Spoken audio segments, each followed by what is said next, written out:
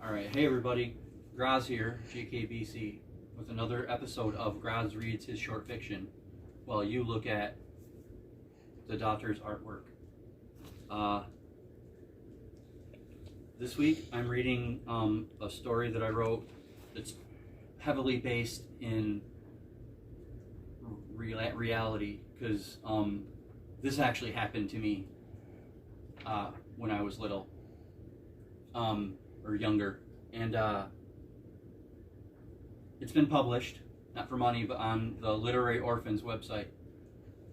So what I'm going to do is in the description box, or the description below, I'm going to put the link to the story there, in case you want to read it again or whatever, just to I mean, it's been published, so that's actually pretty cool.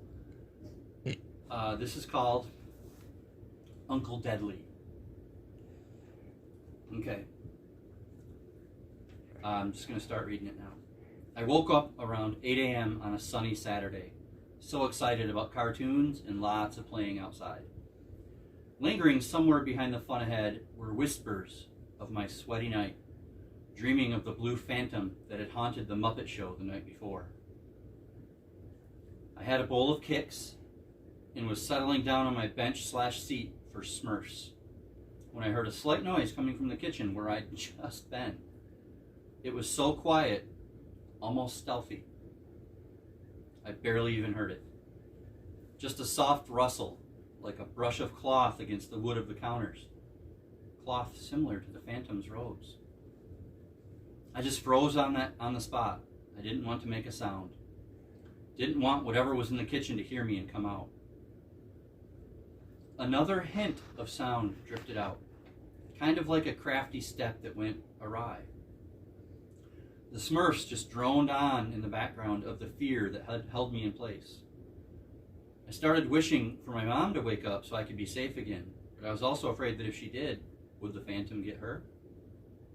The hairs on the back of my neck were standing up, and I could feel the goosebumps rising all over my arms, and I thought I heard another sound, another rustling of material. My primal urge was to run, but my base need was to simply stay frozen in the hopes that I would remain undetected, because I knew if I ran, it would hear me and catch me far before I could reach safety. My legs started to tremble, and I realized I had to pee very badly. I knew I could never get up and use the bathroom, so I just tried my best to hold it and wait out the monster in the kitchen. The loudest noise yet. A thud, almost as if the Phantom had jumped down from a counter to the floor.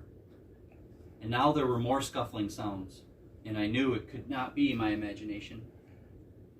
It was going to come around the cabinets any second and see me sitting on my bench at the other end of the hallway. And then the game of chasing and fleeing would begin. I could hear the rustling and scuffs more and more now, and I was very aware of the almost overwhelming need to go pee.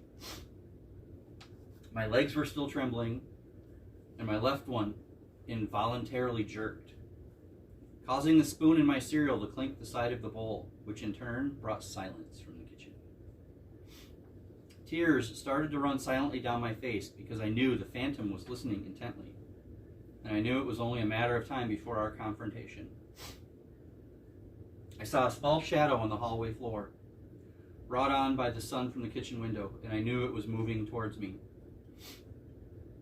As the shadow got bigger and more distinct, I could see the start of something turning the corner, and I heard a scream coming from my own mouth, and I had the vague impression of my bladder letting go. I knew it was over. The Phantom would have me, so I jumped up and ran towards my parents' room, getting there just as my mom opened the door to see why I had screamed. We bumped into each other, and I was babbling about the kitchen and the Phantom coming to get me. She set me down on the bed with my dad and went to check. I was so terrified for her. It was a long time before she came back. She said it was our cat, Skippy, playing with a washcloth, and there was nothing in the kitchen. I was in trouble, however, for the mess of cereal I had spilled, and for the fact that I had peed my pants on the bench. I cleaned up my mess and spent the rest of the day stuck inside as punishment. My mom had said it was the cat, but I knew better. I knew that the phantom was only waiting for a better opportunity to find me by myself and take me away to the shadows of the Muppet house. And that is Uncle Deadly. That actually happened to me when I in the early 80s, maybe even late 70s, right after Uncle Deadly was on the Muppet Show. He was the Phantom of the Muppet House. And I'm not talking about the Muppet Babies or any of that. I'm talking about the original Muppet Show.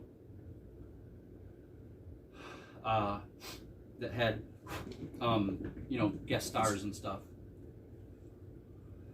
And, but yeah, that got accepted at Literary Orphans. So like I said, I will leave that link down below.